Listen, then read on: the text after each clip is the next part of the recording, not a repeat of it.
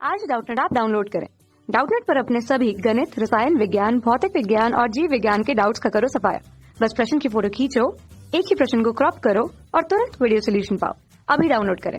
Hello बच्चों, आज का हमारा प्रश्न है, एक प्रयोग में 1.375 ग्राम कॉपर ऑक्साइड को हाइड्रोजन की धारा में गर्म करने पर 1.098 ग्राम कॉपर प्राप्त होता है।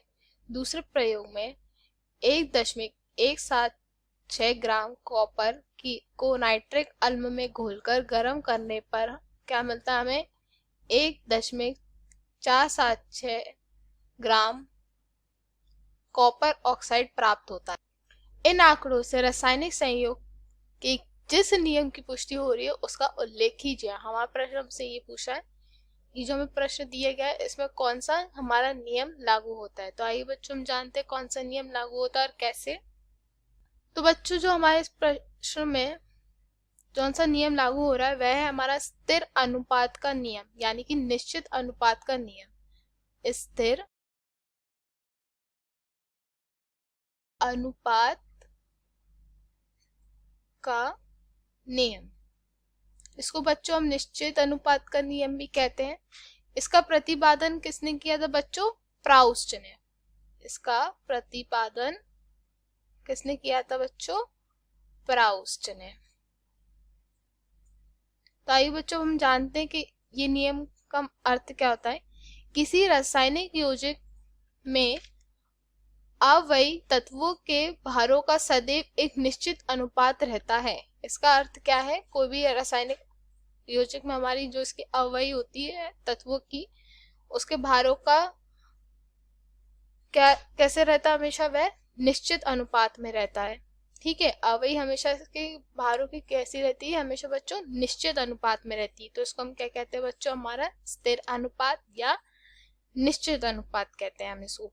अब जैसे कि हमारे में इसमें बोला गया है बच्चों कि एक प्रयोग में 1.375 ग्राम कॉपर ऑक्साइड को हाइड्रोजन की धारा में गर्म करने पर हमें क्या मिल रहा है? 1.098 ग्राम पर कॉपर प्राप्त हो रहा है। तो आइए बच्चों हम जान लेते हैं कि हमारी इसकी वह समीकरण कैसा होता है, इसकी हमारी रासायनिक क्या होती है। क्या बोल रहा है बच्चों? कॉपर ऑक्साइड प्लस हमारी जो हाइड्रोजन गैस है उससे हमें क्या मिल रहा है? कॉपर हाइड्रोक्साइड प्लस हमारी H गैस मिल रही है। अब वही हमसे क्या पूछ रहा है? दूसरे प्रयोग में 1.176 ग्राम कॉपर को नाइट्रिक अम्ल में घोलकर गर्म करने पर 1.476 ग्राम कॉपर ऑक्साइड प्राप्त होता है। तो आइए बच्चों हम इसकी देख लेते हैं, इसका रासायनिक समीकरण देख लेते हैं हम।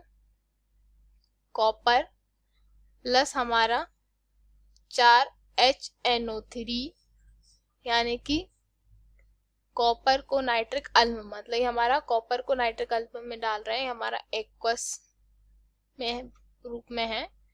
तो इससे हमें क्या मिलेगा बच्चों? कॉपर सेकेंड नाइट्रेट है ना, मतलब CuNO3 ट्वाइस। साथ में हमें क्या मिलेगा? Nitrogen dioxide 2NO2। ये हमारी गैस, ये हमारा एक्वस में है। और एक और चीज क्या प्राप्त होगी बेटा?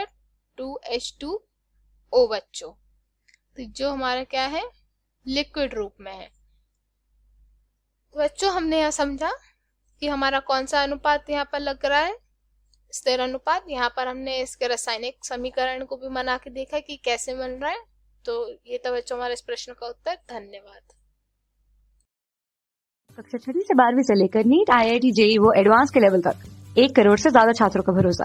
आज ही डाउनलोड करें डाउटनेट ऐप या व्हाट्सएप करें अपने सारे डाउट्स 8400 400 400 पर।